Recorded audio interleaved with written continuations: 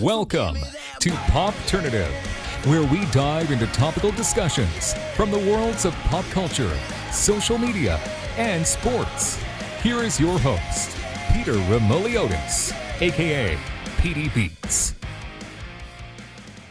Hello, welcome to the Popternative podcast, the podcast where we have digital discussions on worlds of sports, TV, pop culture, film, and of course wrestling. As always, I'm your host, Peter Remoliotis. On Twitter, you know me as PD Beats.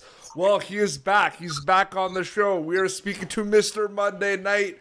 RVD Rob Van Dam is back on the podcast. Rob, welcome back to the show, man. Thanks, dude. Doing awesome, man. Glad to be able to join you and have you in my living room here, but just for a few minutes. Absolutely, because I know you're a busy guy. We talked about it a little bit before we started. That appearance on Monday Night Raw caught a lot of people off guard, man. Yes, it did. It was really cool that worked out, because that really is what being Mr. Monday Night was all about. Back in the day in '97, I was jumping fences, and everyone thought I was going to go to WCW because I had the job offer there, and then I went to WWE, and they thought that I was an outsider because they believed that I was with ECW, and then at ECW they believed I was an outsider because they thought I was with WWE, and so that's really what it was all about. So then I went to, I think, Stampede, USWA, and started appearing, and that was fun because Spotlight was on me, so that was cool. I wish I would have been utilized, instead of being one of four Avengers, but it was really cool though, and it was a good time too to see everybody. Like, I had a lot more fun than I thought I would. There was originally a talk for maybe a frog splash maybe on Sami Zayn though, you were saying?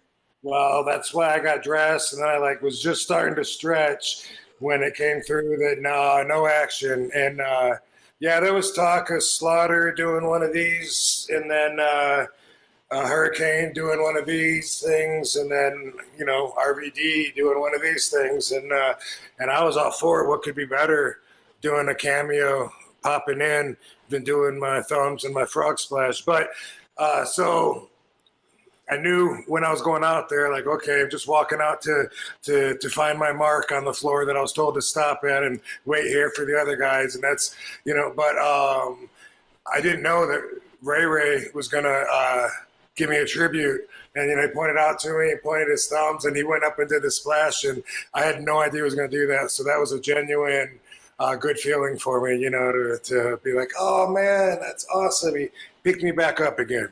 And that's someone you go way back with, like Rey Mysterio. That's like an OG for you. True. I mean, he could have just as easily been one of the legends, but I guess, is he still working there currently? I don't know. I guess, but he's still around. But it's just funny because you showed up on Raw and you have been doing some work for Impact Wrestling as well. When did you kind of decide that you were going to go back to Impact for that stint, and how's that been?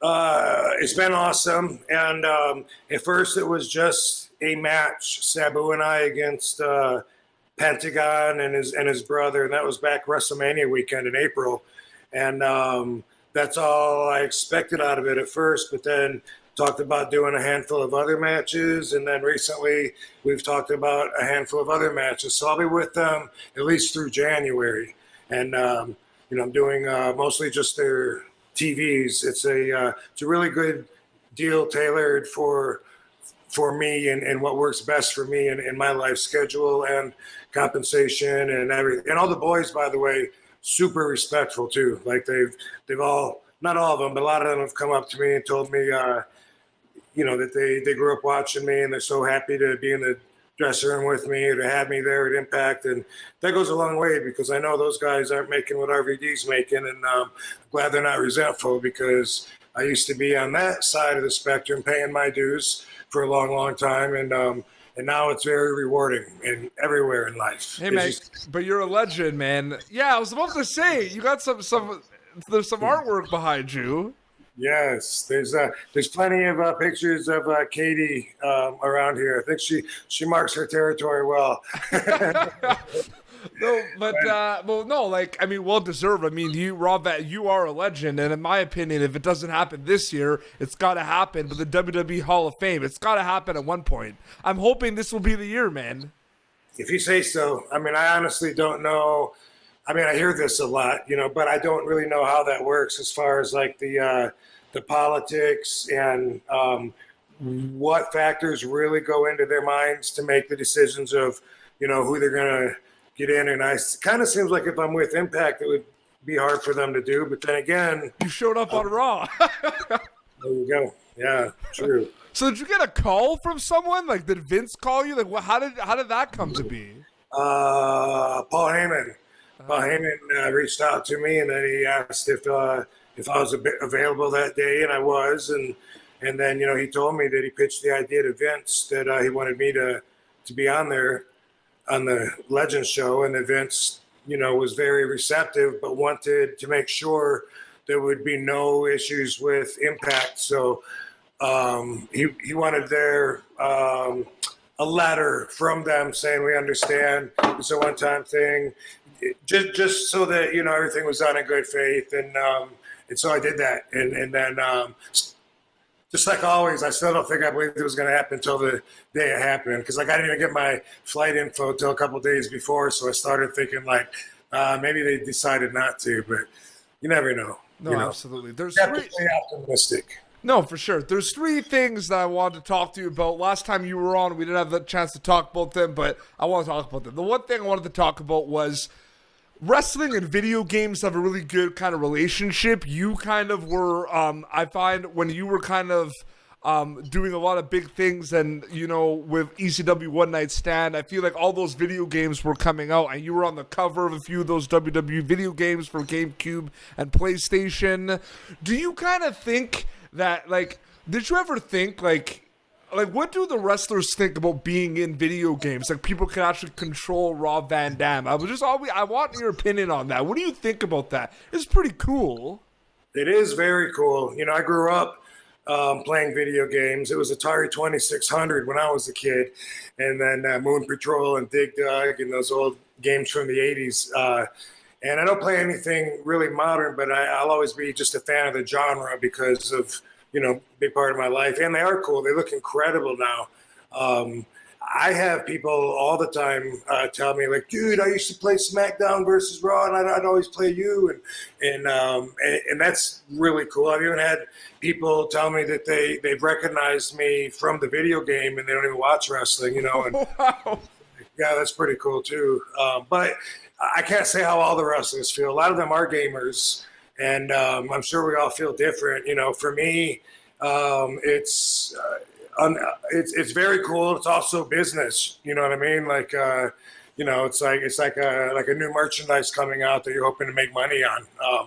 When WWE wanted me to re-sign in 2007, and I needed a break, and I chose to not re-sign, they held up the SmackDown versus ECW video game as a negotiating piece. Like Johnny Ace, he was like, well, I can't put you in the new game if we don't have you under contract. He wanted me to sign and then take 3 months off and then come back. And I said, I can't have a return date, or I'll be thinking about it every minute. I need to break away to clear my head. I don't know how long it'll take. And you know what? I never was ready to go back to full time. So, no regrets there. But he could have had me in that game without me being under contract, though. Sabu and Sandman were both home, not under contract, and got big fat checks, almost 6-digit checks, closer to 6 digits than closer to 6 digits than 5 digits. You know what I mean?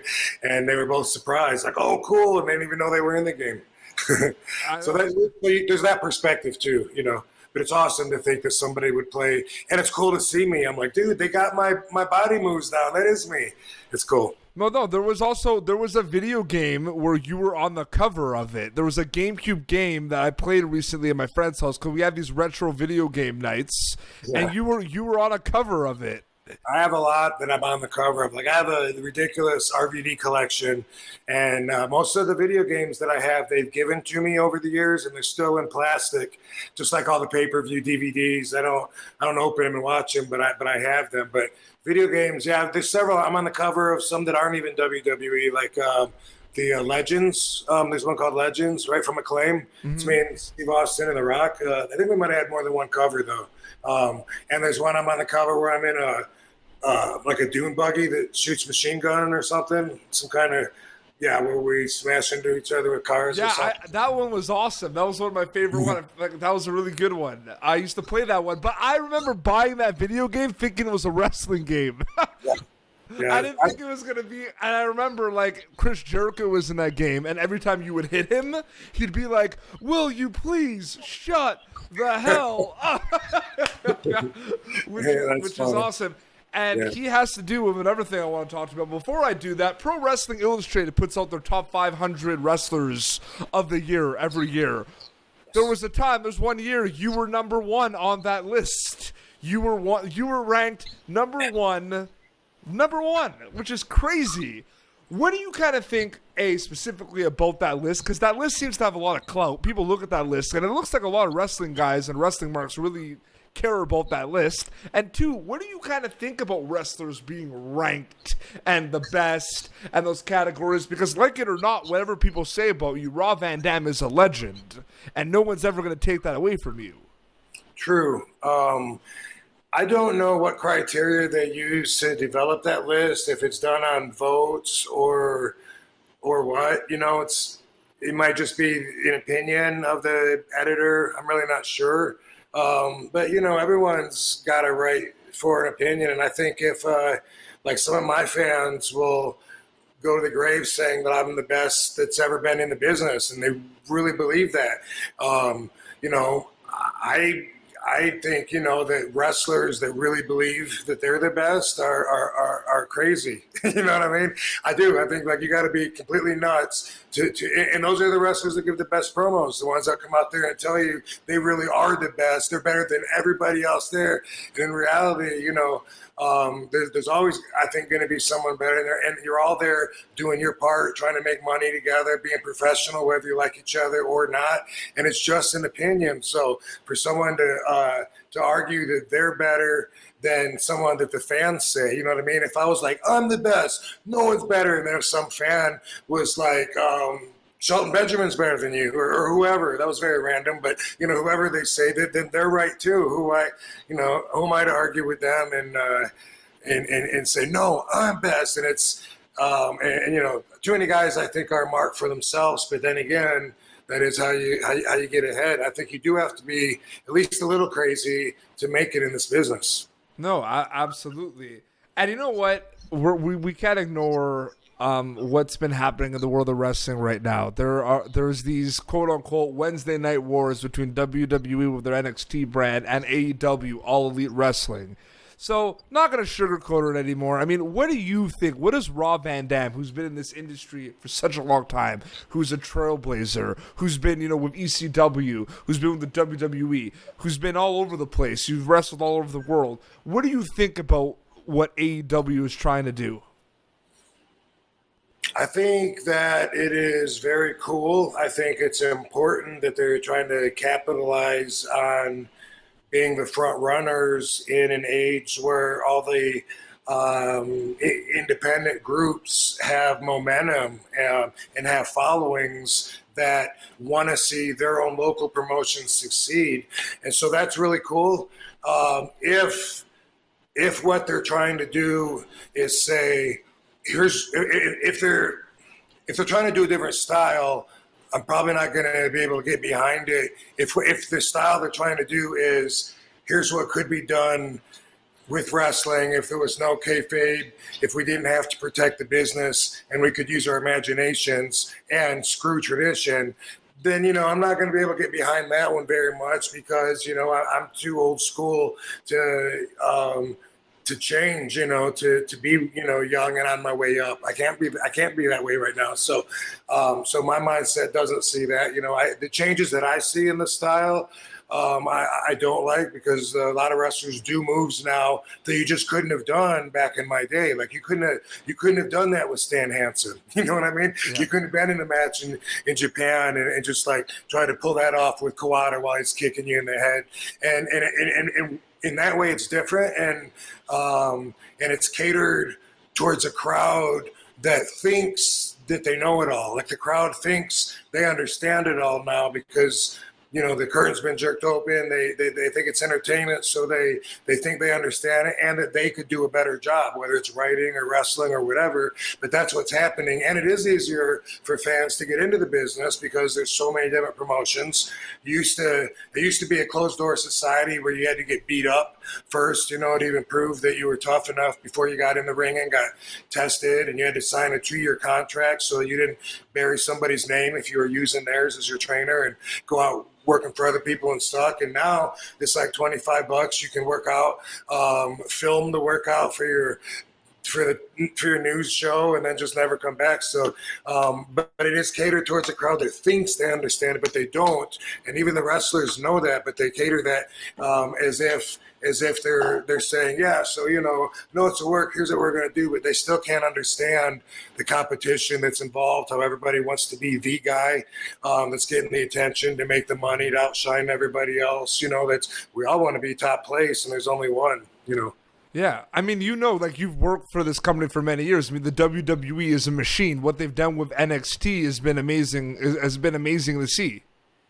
Yeah, and what I understand, but this is just from something I read on the internet or whatever, that they've always had NXT on Wednesdays, and that AEW is trying to say that they moved to Wednesdays to try to fight with them. And but it is cool that they have attention on it now, and WWE, I think, is always going to be, and always is a big word, but for the foreseeable future, I don't see them getting knocked out of first place. They own the world. Like, they're the only one that can take a wrestler and put them all over. Like, they have me being like important parts of societies that I've never even heard of, that I'll never even go to. Like, sometimes I'll get a cab driver telling me he's from some country I've never heard of and telling me how famous I am there and how everybody loves doing this. And it's like, I may never even go there in my life, but that's how strong WWE is. And that's the strength of TV.